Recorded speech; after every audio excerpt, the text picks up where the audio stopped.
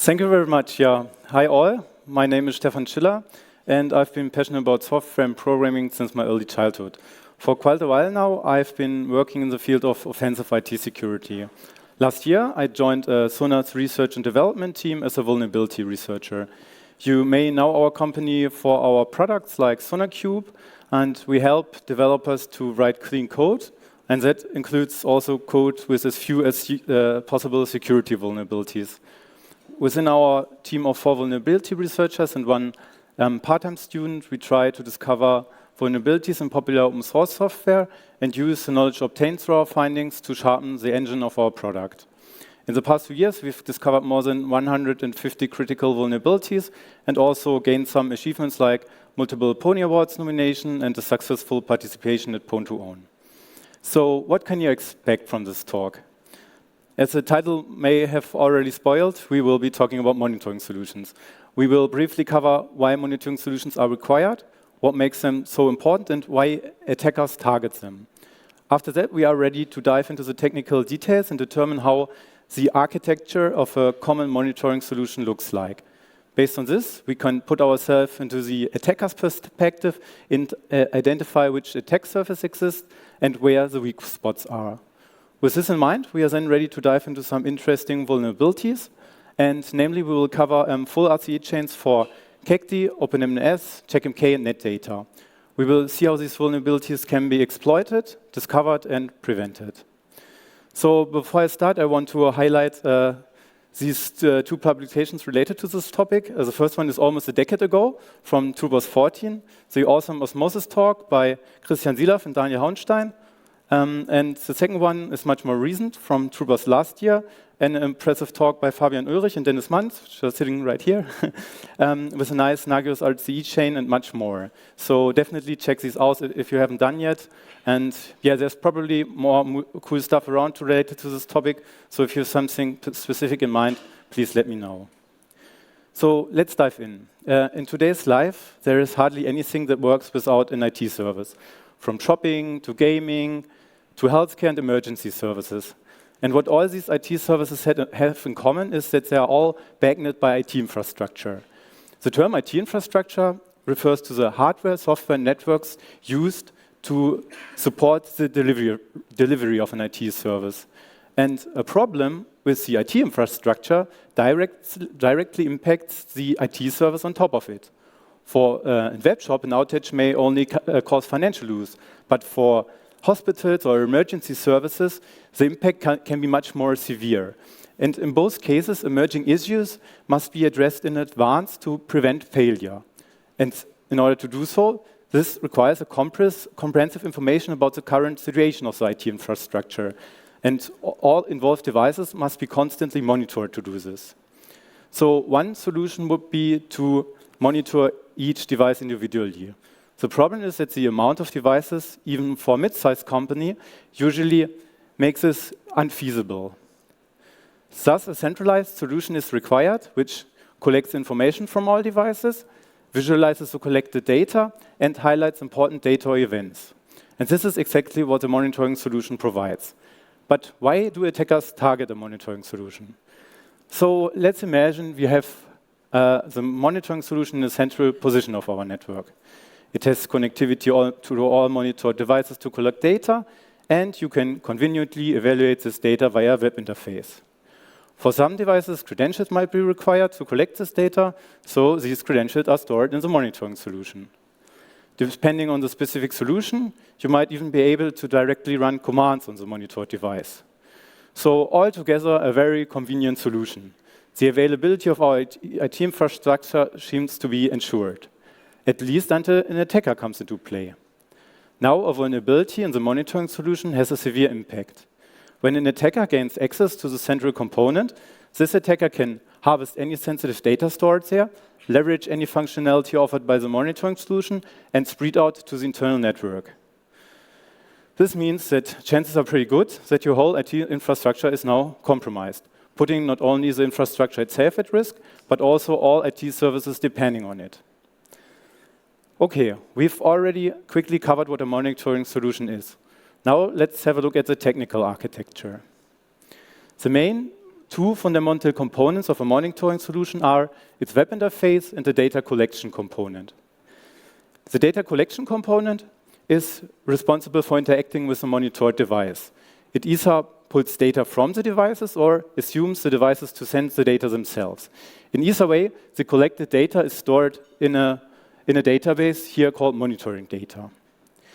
The web interface component is responsible for displaying the collected information to the user of the monitoring solution, usually the admin.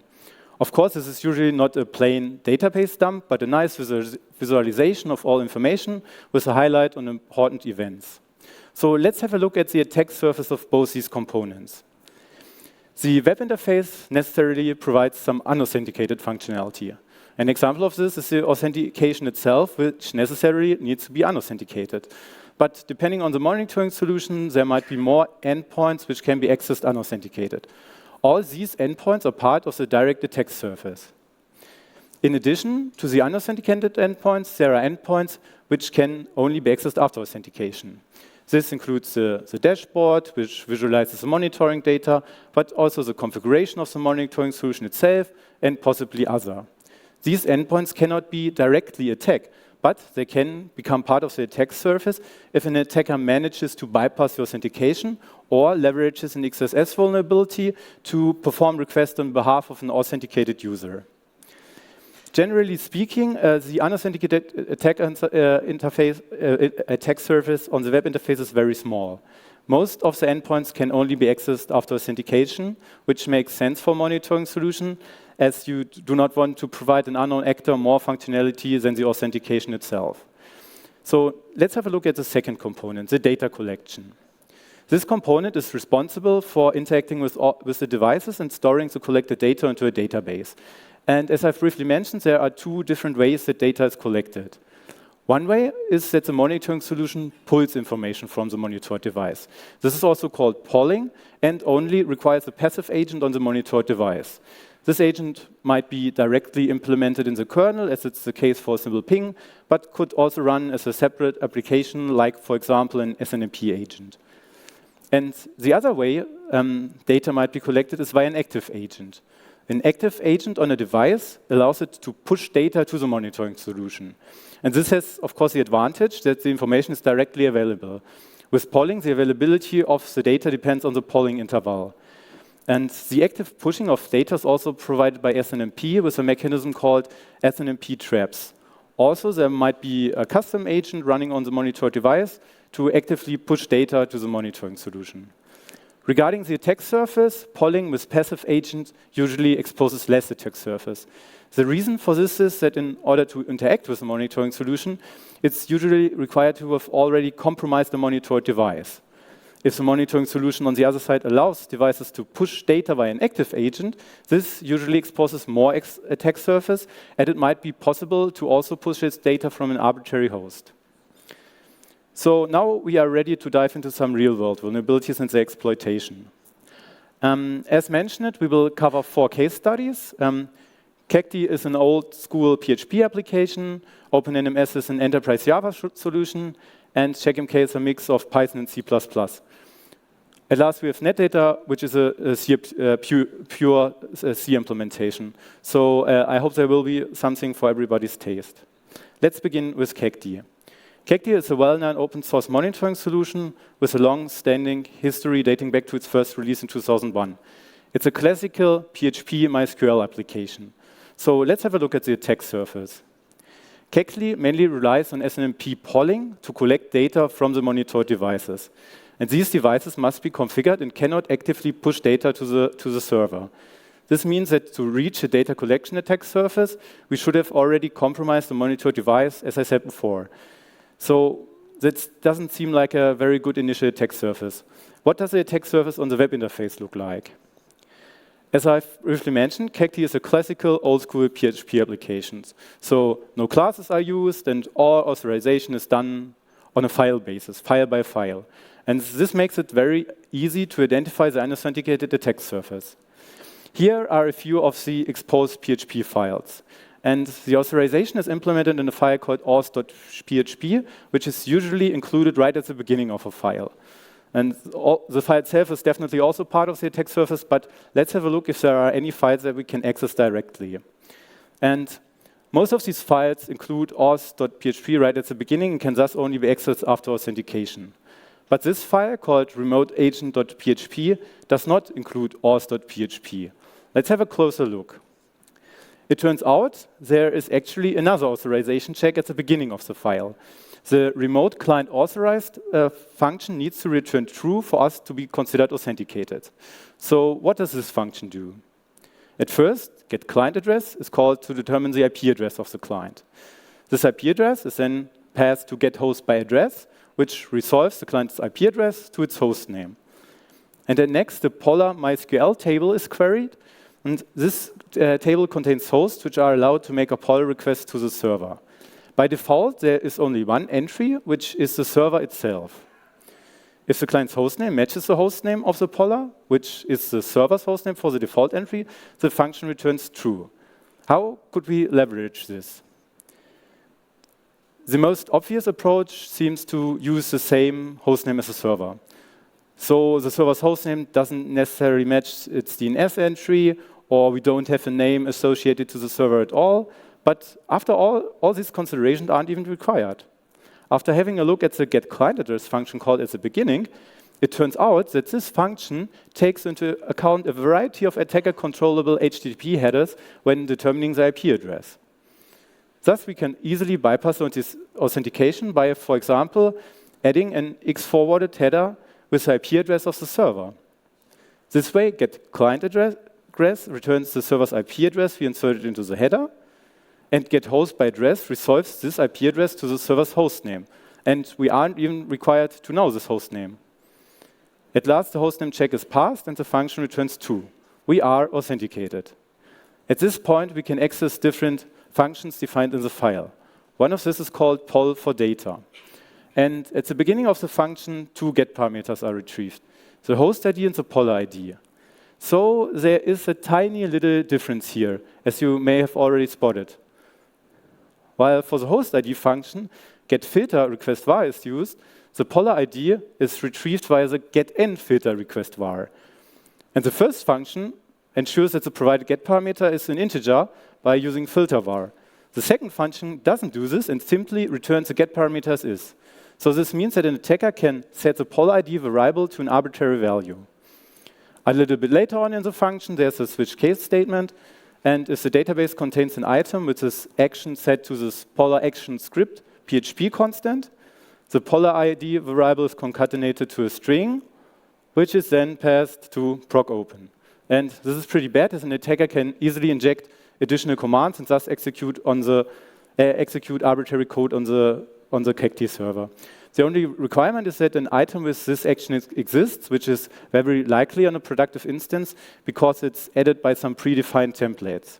An attacker only needs to brute force the corresponding ID, which is a matter of seconds. So let's see this in action. We've got our cacti instance running here, and can now run the exploit against it, and it brute forces the IDs and injects the command for a reverse shell, and in a matter of seconds, we got a shell on the cacti server.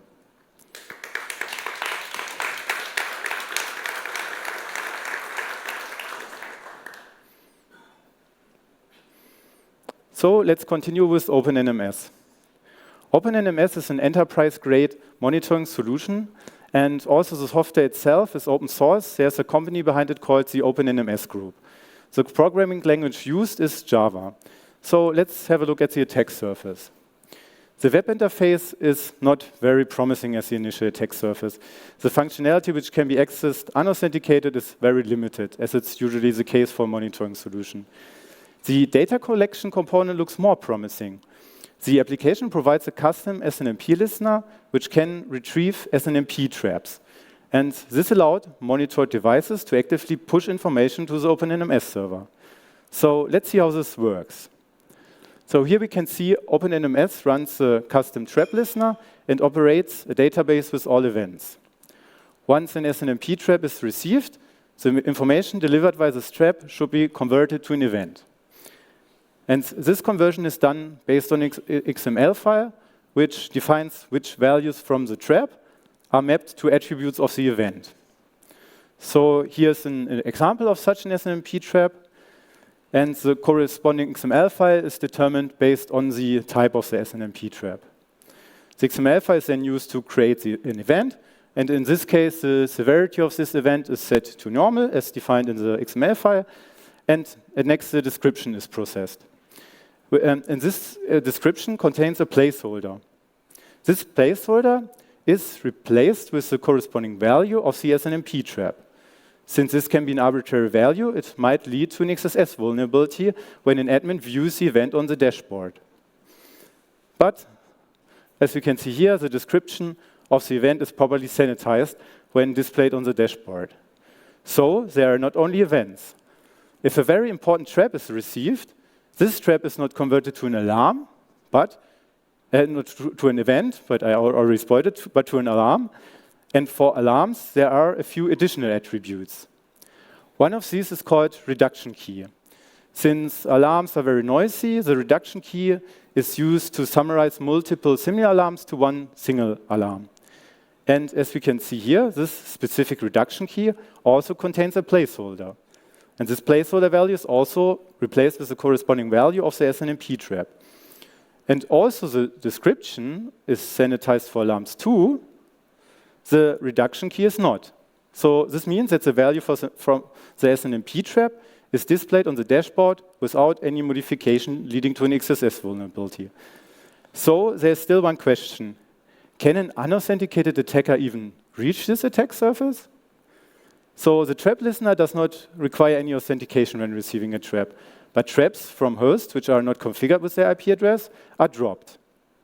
Since SNMP is based on UDP, so an attacker can spoof the source IP address and thus fake a trap from a valid host. For this, the attacker needs to know the IP address of a valid host. But luckily again for the attacker, there's a default entry for localhost. But here's another question. Can we even spoof localhost? Let's just try it. So before we send an SNMP trap, we prepare a fake header. We set the source IP address to localhost and the destination IP address to the targeted OpenNMS server. And once we submit this packet, we notice that it doesn't even reach the application. The kernel of the operating system, which is usually Linux for OpenNMS, drops packets on an external interface which originate from localhost. This makes sense since you should not receive a packet originating from localhost on an external interface. But if we instead encapsulate the trap in an IPv6 packet and set the source IP address to the IPv4 mapped IPv6 address FF127001, the packet is happily accepted and forwarded to the application. And this trap is now assumed to originate from localhost. This means that a completely unauthenticated attacker can raise an alarm and inject an XSS payload into the dashboard. Since the payload is part of an urgent alarm, an admin will very likely view it and trigger the payload. So what does this mean for the web interface attack surface? The very limited unauthenticated attack surface turns into a huge authenticated attack surface. The payload triggered in context of an admin can access multiple interesting configuration settings. And one of particular interest is the default foreign source definition. Here, an admin can create detectors which are used to discover running services on a host. When adding a new detector, the implementing class must be defined, but the default detectors do not contain any particular interesting class. But amongst the other implementations in the class path, there's a promising class called GP-Detector. And this class has an attribute called script, which also already sounds very fishy. And the value of this attribute can be arbitrarily set when adding the detector with this class. And once the detector is added, it can be used to initiate a new discovery, which triggers the connect method. As we can see here, the connect method basically takes the value provided in the script attribute and passes it to execRunner.exec.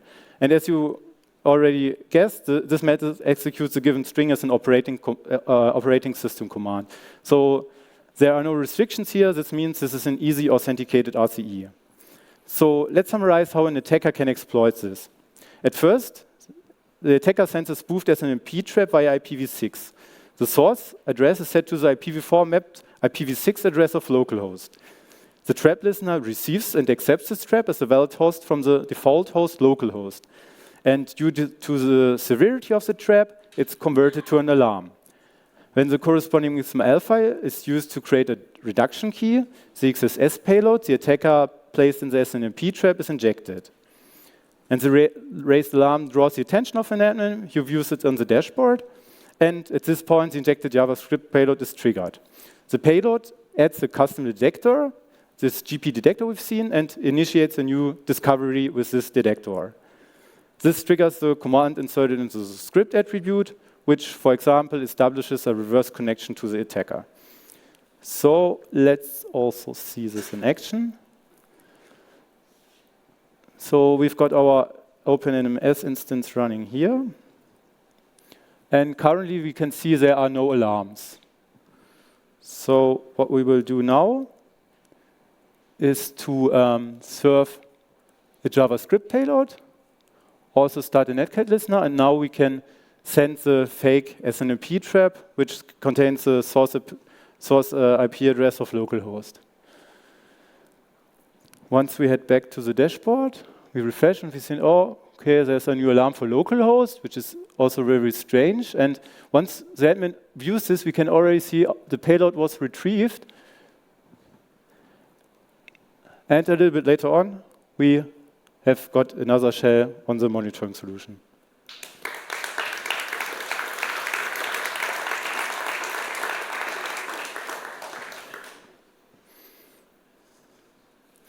Let's continue with CheckMK. CheckMK is my favorite one from a technical point of view because it's a journey on its own from an initially unauthenticated user to full RCE, as we will see. But let's begin with CheckMK itself. CheckMK is an extensive open source monitoring solution. There's a free edition, which is fully open source, and a commercial enterprise edition with closed source components. The main components, including the web interface, are developed in Python. And the monitoring core is developed in C++. Similar to OpenMS, the attack surface on the web interface is very limited, which is very common for monitoring solutions. There are only a few unauthenticated endpoints, which are further restricted to be accessed by localhost only. The data collection component is very interesting, so. CheckMK provides custom agents, which can be deployed on a device to collect more data from this device. And on the server side, a component called Agent Receiver handles the registration of these agents and also collects the data pushed by these agents. And this is the endpoint handler responsible for the registration of a new agent. Basically, it can be accessed unauthenticated. It requires to pass some HTTP basic authentication credentials here, but these are not immediately validated. So you can basically pass any credentials at this point. They are not validated. These credentials and the hostname parameter provided in the request body are further passed to the function host configuration. And this function constructs the URL path from the hostname parameter. The URL and the credentials are passed to the forward get function, which makes a request to the main web interface. And yeah, as some of you might already have spotted the vulnerability, the important point here is that the user-provided hostname parameter is not inserted into the URL is not sanitized in any form. And this leads to a limited server-side request forgery vulnerability. An attacker can make requests to other endpoints of the main web interface using path traversal. And since the agent receiver is running on the same host, these requests originate from localhost. So the first step of our journey is accomplished. The SSRF vulnerability can be used to access endpoints normally restricted to localhost. And one of these endpoints is used to create performance graphs. Here we can see the check if the request originates from localhost. And if the check is passed, the function answer graph image request is called. In order to create the performance graph, this function needs to retrieve the corresponding data. So how is this data retrieved? In CheckMK, all monitoring data is controlled by a component called monitoring core, which is implemented in C++. And when the web interface wants to retrieve some data from the monitoring core, it uses a custom protocol called Live Status Query Language, or short AQL. And here's an example of how such an AQL request may look like. So you can see it's similar to both HTTP and SQL. And in this case, the name and address of hosts with a state of 1 or 2 should be retrieved, and the output format should be JSON. So a corresponding response may look like this. So the answer graph image request function uses the AQL interface to retrieve the performance data. When continuing to follow the call stack of this function, a function named ensure connected seemed very interesting. As the name suggests, the function is responsible for creating an AQL connection to the monitoring core. But what is very surprising is that in addition, a get parameter called force auth user is accessed here. Also, we are quite deep in the call stack, and this is a rather generic function to connect to the AQL interface. And that's what the whole call stack looks like. The force auth user get parameters exist here, and now continuing to follow the call stack, the value of the get parameter is inserted into this string. And this string is actually part of the final AQL request sent to the monitoring core. This means that we can control parts of the AQL request by setting the get parameter. So for example, we can set the parameter to foo. And this results in the following AQL request sent to the monitoring core.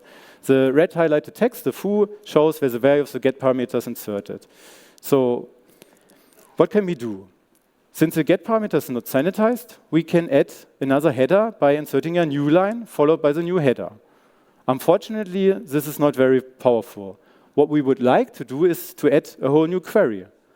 But if we try to add new lines to begin a new query, this designates the end of communication, and the monitoring core immediately terminates the connection.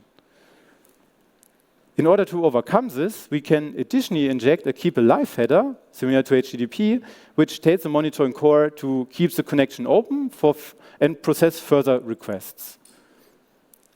This way, we can inject a whole new query after the first one.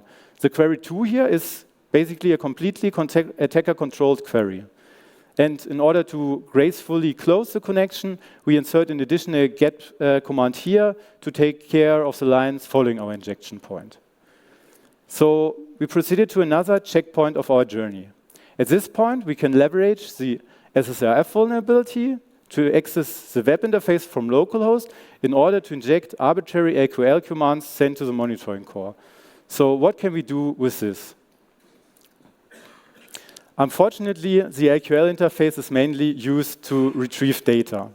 This data consists of host names, IP addresses, services, etc. And also, it might be interesting to retrieve this data from an attacker's point of view. We want to eventually achieve code execution. And it turns out there seems to be a very interesting command called command, which already sounds very fishy. But unfortunately, the name promises more than actually possible. The requests can, for example, be used to enable and disable notifications or host checks, which might be used to annoy some admins, but isn't really impactful. And because the monitoring core is based on Nagios, it is also possible to run external Nagios commands. Sensitive commands which could lead to code execution have unfortunately been disabled years ago. But there is yet still another interesting command here called process file. And this is from the Nagios documentation. This command directs Nagios to process all external commands that are found in a specified file. This on its own does not yield any new capabilities, as we can also run commands directly. But there's an additional option here called delete, which tells the Nagios to delete the file after it has been processed. And the content of the file doesn't matter. Nagios just tries to process the file and afterwards deletes the file, independent of the actual content. And this basically gives us an arbitrary file deletion primitive. So we made yet another journey on another step on our journey. The ability to inject AQL queries can be used to delete arbitrary files. Let's see where we can go from here. Our journey continues with the authentication mechanism of CheckMK. On this slide, we can see how a session cookie used to identify a user is structured. It consists of a username, a session ID, which is just some random value used as an identifier, and a hash, which is the most important part because it ensures the integrity of the cookie. And this hash is calculated using SHA-256 on the username, the session ID, a serial number, and a secret value. And if an attacker would know all of these values, he could craft a valid session cookie. And looking at the different parts of it, the username and session ID are known to an attacker. The serial is just a number, which is initialized with 0 and increased each time the user changes his password. So this value is easily guessable. The only unknown value required to craft a session cookie is the secret value. And this value is created or loaded by a function called loadSecret. At first, this function tries to read an existing value from the auth.secret file. If no value could be read, a new value is created and written to the file. This way, the function ensures that it always returns a secret value. If we just delete the file with the secret value, a new one will be created on the fly. So we cannot really leverage the arbitrary file deletion here to create an empty secret value. But there is another component called Nagios. And Nagios is a PHP visualization add-on for Nagios, which is seamlessly integrated into CheckMK. Users which are authenticated to CheckMK can also access the integrated Nagios component. And for this to be possible, Nagios needs a way to verify the CheckMK cookie hash. And in order to do so, the Nagios uses this generate hash function. Again, the secret value is required to calculate the hash, and this value is loaded via the loadSecret function. As we can see here, the function is far less complex than its Python counterpart. There is no dynamic recreation of the secret values. The secret file is missing or empty. So what happens if we delete the secret file and file gets contents is called on a non-existing file? As we can see here, PHP raises a warning and the function returns false. Unfortunately, Nagios employs different error and warnings handlers which catch this warning and immediately terminate the execution. Thus, we cannot simply delete the file. What we need is an empty but existing file. And it turned out we can actually achieve this. At first, the SSIF vulnerability can be used to access the localhost-only endpoint vulnerable to the AQL injection. We inject a process file request, which is sent to the Nagios core in order to delete the secret file. Currently, the secret file contains an unknown value. After the process file request is done, the secret file is deleted, independent of its content. Now we trigger the recreation of the secret file by trying to log into the main web interface with invalid credentials. This recreation of the secret file is not atomic, and that's the most important point here. At first, the file is opened for writing, and at this point, the file already exists on the local file system, but it's empty. And we leverage this to quickly access the Nagios component with a forged cookie, assuming an empty secret. The Nagios component tries to read the secret value and retrieves an empty string without any errors. Thus, our forged cookie is valid and access to the Nagios component is granted. A few milliseconds later, the function responsible for recreating the secret file reaches the actual write call. But at this point, a new value is written to the secret file, but it doesn't matter for us because the Nagios component already granted us access. So, continuing our journey, we have now access to the Nagios component of CheckMK. And this further increases the attack surface. Nagios provides different actions we can trigger. And one of these is called getHover-URL, which in turn calls readHover-URL. And this function calls file gets contents on the user controllable URL parameter. There's no check whether the URL parameter is actually a URL or references a local file, and the retrieved content is happily returned to the user. So this is a straightforward arbitrary file read vulnerability. So we are even one step further. We can now not only delete, but also read arbitrary files. Let's continue with this ability. CheckMK provides two different types of user accounts, a normal user and an automation user. A normal user is what you would usually expect. You can log into the web interface, you can view the dashboard, and you can possibly change some settings. An automation user cannot log in to the web interface and is instead used to automate specific tasks. And the password hash of a normal user is stored in an HDPassVD file. Since bcrypt with 4K rounds is used here, cracking the password isn't really feasible if it's not too weak. Thus, our arbitrary file read vulnerability is not too useful here. And an automation secret, an automation user's password hash is also stored in this file. But because some regular tasks also need access to the application as the automation user, the password is additionally stored in a file called automation secret. And this file does not contain the hash, but the password itself.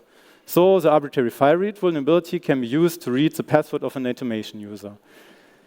That is not too useful yet, as an automation user is not allowed to access the main web interface. But let's see how this is implemented. Here we can see the function responsible for granting access to the web interface. If the current user is an automation user, access is denied. So the check whether the user is an automation user or not is based on the presence of the automation secret file. So an attacker can first leverage the file read vulnerability to retrieve the plaintext password, and next the attacker deletes the automation secret file via the Nagios process file command, and now the password can be used to log into the web interface. The check if the user is an automation user is passed due to the missing file, and the hash in the HDPassVD file matches the provided password. Thus, access is granted.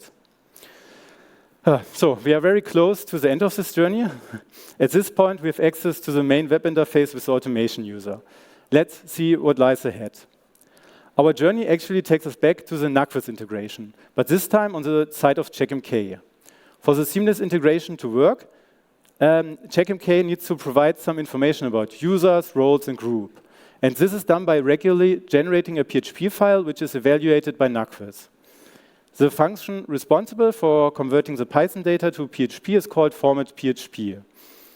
And if the provided Python data is a string, its value is inserted into single quotes. In order to prevent that the string context is left, single quotes within the value itself are escaped with a backslash. So, for example, the language setting of a user is inserted into the PHP file like this. If the language value, for whatever reason, contains a single quote, the single quote is escaped with a backslash. And this prevents that the string context in the PHP file is left. But, as you may already guess, the problem is that if the value contains a backslash and a single quote, the backslash escapes the additionally inserted backslash. And thus, the single quote actually designates the end of the string. So by setting a language value setting like this, the string context is left, and the injected call to system is inserted into the PHP file. And this can be finally leveraged to execute arbitrary PHP code by changing the language setting of the automation user. So we finally made it. We can execute arbitrary PHP code and thus achieve remote code execution from an initially unauthenticated user. So let's also see this in action. We've got our CheckMK instance running here, and now we run the exploit, and it's basically a race condition. It tries to delete the secret file and simultaneously accessing the Nagios component with the forged cookie, assuming an empty secret. Then uses this to read the automation secret file via the file read vulnerability. And here it reads the file. Now it deletes the file, logs into the web interface with the automation user, which is possible due to the missing file. Now it's logged in, changes the language setting, and executes arbitrary PHP codes, giving us a reverse shell.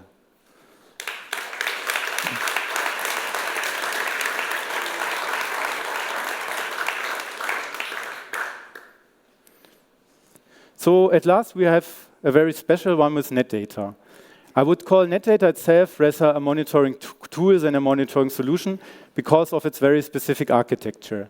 The software is implemented in C, and what is so specific about the architecture of NetData? At first, we have multiple devices in our network which should be monitored. With a classical monitoring solution, this component is deployed at a central component to collect or receive the data from the devices. Also, it provides a web interface, as we've seen, for the admin to view the collected data. So with net data, things are a little bit different. At first, there is no central component. The net data software is running independently on each monitored device. And this also includes individual web interfaces, which can be accessed by an admin separately. So an attacker can target the device itself. Let's have a look at this attack surface. The web interface is based on a custom web server, which mainly serves static content. In general, it can be accessed without authentication, but it's only used to display a performance dashboard of the device in a read-only fashion. It's not possible to change any configuration, and hardly any user input is evaluated. So this doesn't provide very much attack surface. And for the data collection component, it's the case that the web server and the agent are running on the same device. Thus, all collected data is collected locally on the device itself. Thus, there is no remote attack surface regarding this component at all. But there's an interesting feature called streaming. And in this scenario here, the admin can only reach device 1, but would also like to evaluate performance data from device 2, which he cannot directly reach via the network. To overcome this, it's possible that device 2 streams its data to device 1. And the admin can then access this data via device 1. So let's see how a streaming connection is established. As we've said, device 2 wants to stream its data to device 1. For this, an API streaming key must be configured on device 1. This is done by creating a section with its name set to the API key and the property enabled set to yes, like here. This API key must be used by device 2 when initiating the streaming connection. Once device 1 receives the streaming request, the function app_config_getBoolean is called to verify that the connecting device is authorized. For this, the API key provided by device 2 is passed to the function along with the property enabled. This check determines if there's an entry in the configuration with the provided API key and a property called enabled set to true. This parameter here is very important. It's the default value of this property. And this 0 here means that by default enabled is false. Only if the configuration contains an entry with enabled set to true, like this, the check is passed. So in this case, the check is passed and the next parameter provided by S2 is evaluated. This parameter is called Messenger ID, which is a unique identifier of the device. In the configuration of device 1, the Messenger ID can be used to explicitly disallow certain devices from connecting. And for this purpose, app_config_getBoolean is used again to determine if there's a section with its name set to the Messenger ID and the enabled property set to false. Since this should only be used to explicitly disallow certain devices, the default value is this time 1 or true. What this internally does, though, is to cache the default entry in memory. Thus, the configuration in memory now holds a section with its name set to the Messenger ID of device 2 and the enabled property set to true. The problem is that instead of the API key, the Messenger ID is no secret at all. In fact, it can directly be retrieved from device 1 via the info endpoint without authentication. This endpoint provides all Messenger ID of devices which are streaming to the device or streamed to it in the past. So an attacker can just take any of these values and use it to establish a streaming connection to device himself. This greatly increases the attack surface because the attacker can now send streaming data to the device which is evaluated. And there's a specific feature which makes this very interesting. This feature is called health alarms. So net data basically displays the current state of the device, like CPU and memory usage on the dashboard. But it also keeps track on the health of the device. If certain thresholds are exceeded, an alarm is triggered. And the interesting point is that not only the health of the device itself is monitored, but also the health of all devices streaming to the device. And once an alarm is triggered, an external script is invoked, which is always a very sensitive task from a security point of view. This code is responsible for invoking the external script. And here we can see a very, very long format string used to create a string to execute the external script. And the string is then passed to spawn and queue command here at the bottom, and this function basically executes the given string as a system command. one of the parameters inserted into the format string is this. This function retrieves the registry hostname of the given host. And the host is the one for which the alarm is triggered. And the registry hostname for a device, string to another device, can be set during the initial connection setup. So here's the corresponding get parameter, and here it is stored. Thus, the attacker controllable value is inserted into the invoke command. This again introduces a classical command injection vulnerability. Let's see how an attacker can exploit this. At first, the attacker retrieves a valid messenger ID from the info endpoint and then uses a logic flaw to establish a stream connection to the targeted device. The registry hostname parameter is set to include a nested command which the attacker wants to execute. Next, the attacker sends some streaming instructions. In this case, a new chart for socket stats is introduced, which contains the TCP memory usage as a metric. The maximum value of this TCP memory is set to 1000. On device 1, this creates a new chart for TCP memory of the streaming device with a maximum value set to 1000. Next, the attacker sends the current value of its TCP memory usage, and unfortunately, all TCP memory is used. Thus, the value is 1000. Device 1 updates its corresponding chart, and an alarm is triggered. This alarm invokes the external script and inserts the registry hostname into the command to be executed. At this point, the attacker has gained full remote code execution on the targeted device. So let's also see this in action instead of the bright light, maybe. Okay, we will just keep going, I guess. Okay, nice. So here's the dashboard, and now the POC is executed. This retrieves a valid messenger ID from the info endpoint, sends the chart information, an alarm is triggered, and we receive a reverse shell from the targeted device, also in a matter of seconds again.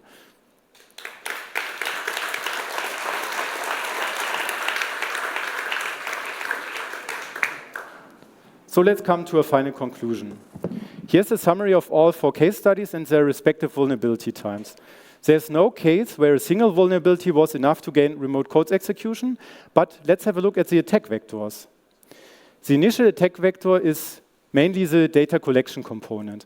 The reason for this is that the web interface usually does not offer a lot of unauthenticated functionality, as we've seen, and the few available endpoints are much more in focus of security considerations. The impact of all these initial vulnerabilities is basically a privilege escalation.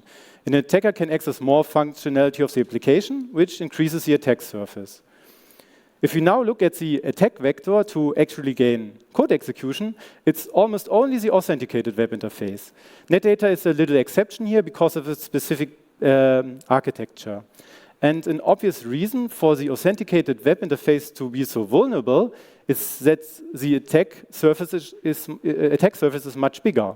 But another reason is that authenticated functionality is usually less protected.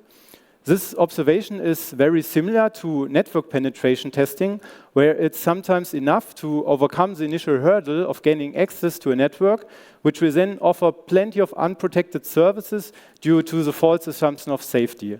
A lot of times there is it's internal only anyway mindset, which leads to this kind of situation. So let's begin by having a look at these vulnerabilities from a developer's point of view. How can these be prevented? And the probably oldest suggestion for secure software is don't trust user input. And this is still a thing today. Most of the vulnerabilities we've seen could have been prevented by proper sanitization or encoding. But one of the key challenges here is to determine what actually user input is. When directly accessing a get parameter, it's very obvious. But when retrieving the reduction key of a specific alarm, which happens to contain dynamic data extracted from an SNMP trap, which an attacker can spoof, it might be not so obvious. And that's why all variables should be sanitized, escaped, or encoded before being used. Even if a variable is currently not user controllable, a change in the code in some totally different component can falsify this assumption and immediately introduces a vulnerability. Also, we have seen that functionality which can only be accessed after authentication is less secure but more complex and vulnerable. And this requires a defense in the depth approach for software. This does not only mean that authenticated functionality must be secured better, but also that it should also always be considered that an attacker already has certain capabilities. And CheckMK was an example of how less severe vulnerabilities can be changed together. The capabilities of an attacker slightly increased on each step, finally resulting in remote code execution. That's why these security considerations should be applied on all layers. Even mitigating one link in such an exploitation chain may break the whole exploit. So let's now change the perspective to the offensive side.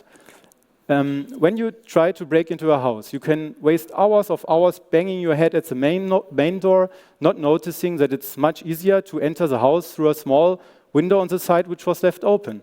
Or you can enter through the chimney, or you can dress up as a cleaner, which is let into the house every day. But this is about software, not burglary, and software is much more complex, which opens it to a wide variety of creative attacks.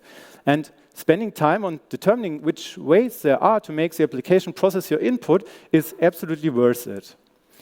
Also, another personal recommendation, which I think is very essential, is if you want to find a vulnerability, don't search for it.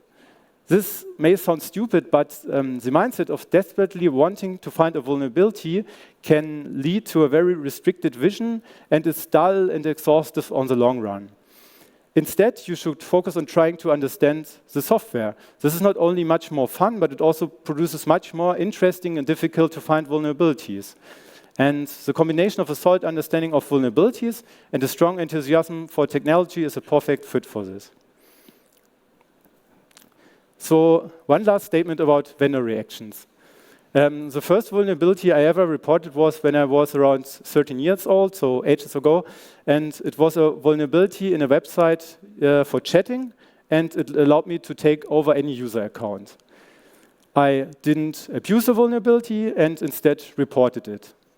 After that, I was banned and ignored, and the vulnerability was fixed. And this was really a slap in the face for me because I used and liked the chat. So I turned away from vulnerabilities and rather focused on software development, which seemed a little bit more productive to me. Fortunately, I took up on the topic again when I was a little bit older. So how is the situation today? Much better. There are definitely exceptions, and there will always be some inappropriately acting vendors, but overall, most vendors are really nice.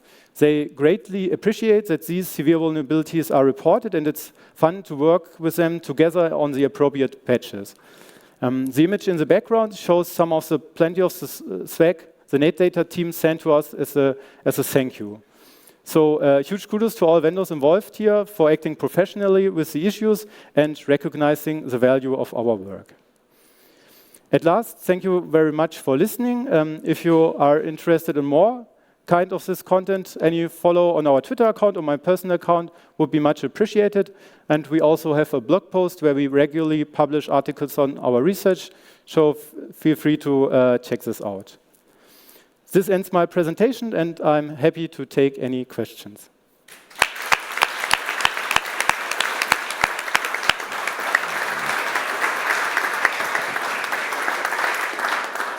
All right, thanks for the talk. Yes, it was a lot of fun for us because we recognize a lot of the patterns from our research on the topic.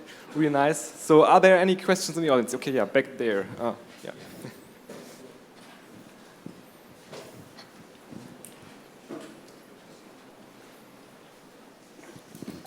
Hi, and thank you for your talk. I have a question. Did you ever have a look at other monitoring systems like especially ITsecurity 2 or something a bit more modern? Yeah, we actually also did this, at least in our team. I personally didn't look at it, but we also did it within our team and also reported a vulnerability in it in 2022, I guess. So, yeah, you can find it on our blog post. Okay. But yeah, I mean, the summary is there are always vulnerabilities in all of these. Did you find an RCE there too, like in ITsecurity 2? It was, I think it could be escalated to RCE via an SSH key, if I recall correctly. but at least it was really a critical finding, yeah. Okay, thank you. Any further questions? Okay, then I have a question. For the first vulnerability where you actually managed to send the SMP trap via the IPv6 trick, on what operating system was this? On Linux. Okay. And yeah, it was a really interesting thing because the first time I heard of this technique was from Google Project Zero, back when they exploited NTP service, but they basically, it was basically the application was listening on any, but then in the application itself, it was checking if the request originates from localhost. And they also bypassed this because the application was not listening on IPv6, but also on IPv6. They spoofed the source address, basically ::1, so the original IPv6 address, which wouldn't work here. In this case, it worked because the application translates IPv4 mapped IPv6 addresses to IPv4 addresses, and then the IPv6 address was turned into the IPv4 address 127.0.0.1, which bypassed this check basically. Okay, very cool, yeah. Because I think IPv6 will produce a lot of such vulnerabilities still, because we often see that stuff like this happens, and it's just really hard to work with new IP standards, I guess. Really nice. All right, so let's thank the speaker again.